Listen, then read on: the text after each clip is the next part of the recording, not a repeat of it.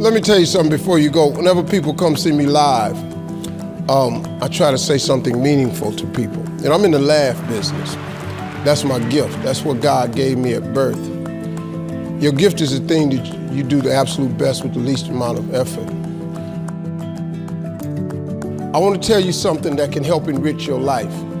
It's a sure sign from God that he ain't through with you because he wakes you up in the morning. When he's done, you won't wake up no more. But as long as you're waking up, that means he has something for you that he hasn't been able to give to you for whatever the reason. I'm going to help you get to that reason a little bit quicker. I want to tell you something that I learned that changed my life. I was reading a book one time. It had a quote in there from Albert Einstein. And Albert Einstein said, "Imagination is everything. It's the preview to life's coming attractions." If you think about that, that's a really, really true statement. Because everything you see in this world came from somebody's imagination. Everything. Somebody was talking on the phone one day, on that wall phone, connected to the cord, and tried to walk, and it didn't go no further. And he wanted to just go outside and get something out the car. Somebody said, "You know what? I wish I could take this phone outside." Everybody in here got a cell phone. It was in somebody's imagination. Somebody imagined that. Somebody imagined everything. Somebody got tired of walking. Somebody got tired of driving cars. Somebody said, "We're gonna fly." You're not finna fly.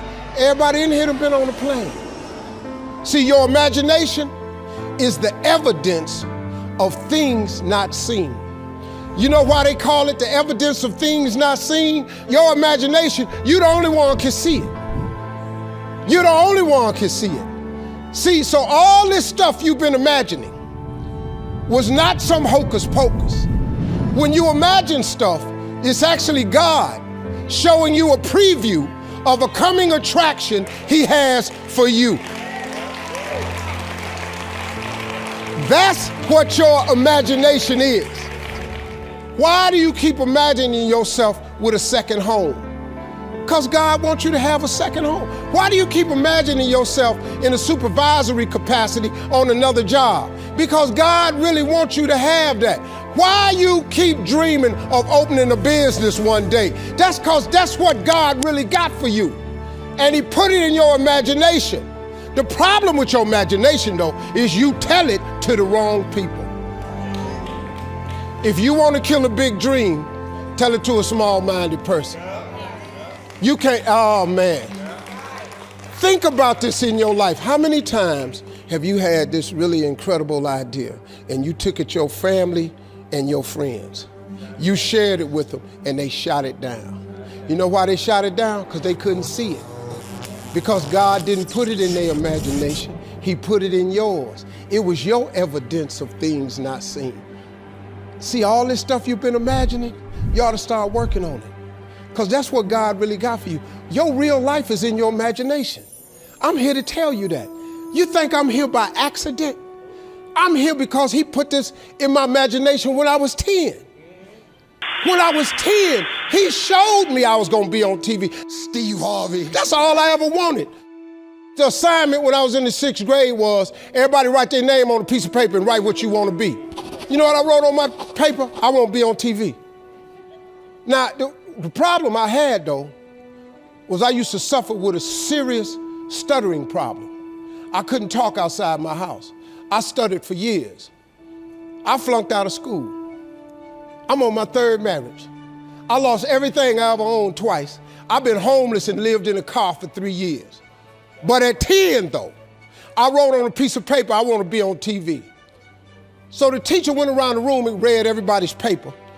Had you stand up when she called your name, and the only assignment was your name and what you want to be. Doctor, lawyer, dentist, basketball player, football player. I wrote I want to be on TV. She saved me for last. She said, "Little Stevie, come to the front." Now I'm thinking, I'm going to the front because I got the best answer. Because ain't nobody had put that on their paper. She called me to the front. I'm thinking I'm finna give me a gold star. But I was wrong about that. She called me to the front to humiliate me. First of all, you know I can't talk. I suffered with stuttering stammer so bad, man. I couldn't talk at all. And that lady lit in on me. Why did you write this on your paper? Now I'm standing there, I can't talk. Who in this school ever been on TV? Who in your family ever been on TV? Who in this neighborhood ever been on TV? I'm crushing, man. I'm standing there dying. She said, look at you standing there. You can't even talk. How they gonna put somebody like you on TV? So every Christmas, I send her a flat screen TV. Because I don't want her to miss me. I do not want her to miss not now episode of me. Because I wanted her to see what God had done for me.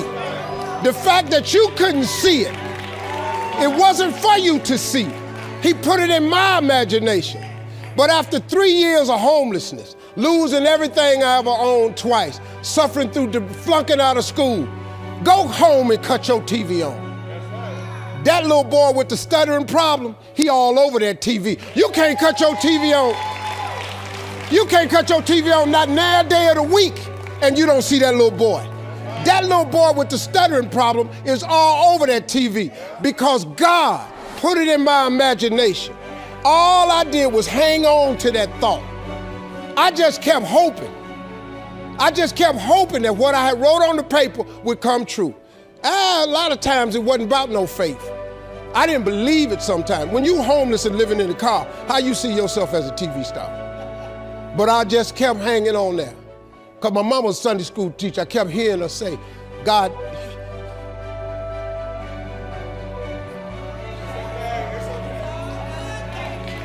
God didn't bring you this far to leave you. God didn't bring you this far to leave you. Why do you think he keeps waking you up? Because he got more for you. He got way more for you. He got plans for you. But he needs your faith. He just needs you to call on him. He needs you to dust off your imagination and just go for it. You got to try. Quit waking up thinking you ain't got no say-so in your life. You have a choice in this matter. You can't stop what happened to you, but you can doggone sure do something about what happened to you. Life is 10% what happened to you, it's 90% what you do about it. Somebody in your family gonna die. Somebody in here gonna get fired. Somebody here gonna get an eviction notice. Somebody gonna get laid off. Somebody company gonna close. That's life. Somebody you love gonna break up with you. That's life. But what you gonna do about it though? Since it's gonna happen anyway. Trust me, go home and ask God to open up your imagination and then pursue it with everything in you and watch what he do for you. Appreciate y'all.